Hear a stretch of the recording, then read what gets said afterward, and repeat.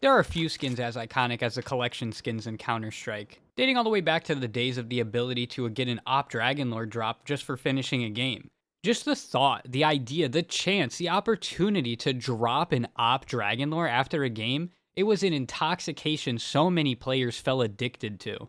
I remember when I learned the only way to obtain a Souvenir Op Dragonlore was by opening those silly little cobblestone packages I've only ever heard of people getting grays from. I seriously did not believe them. The chances at the time were not public, as well as the databases at the time were really minimal, so we had no way of knowing how unlikely they were to drop. Watching Sparkles unbox his Dragon Lore live was the turning point for me. It made the impossible seem possible. Since then, collection skins have changed drastically, as well as the whole souvenir system as a whole. With that, a lot of different souvenir skins have come out. Almost every map has a covert item as a part of their collection now, as well as the souvenir packages being far more obtainable than in the past. For some reason, though, one has always stood out to me. The Imminent Danger is, in my opinion, the most underrated souvenir skin in the game currently. Maybe not necessarily in the looks department, but the significance of this skin cannot be understated. Don't get me wrong, skins like the Desert Hydra or the Golden Arabesque are objectively better looking. Hell, the Welcome to the Jungle may even be better than all three. However, there are less than half the amount of imminent dangers compared to the Welcome to the Jungles.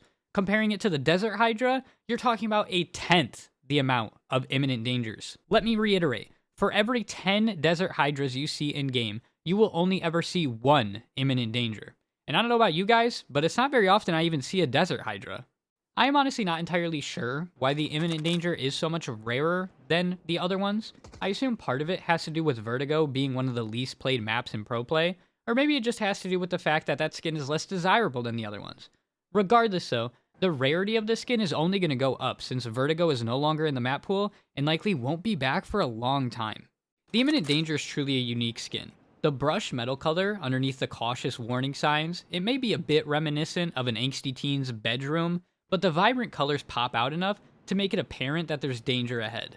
It is very appealing to look at, and I honestly wish there was more skins like this in the game.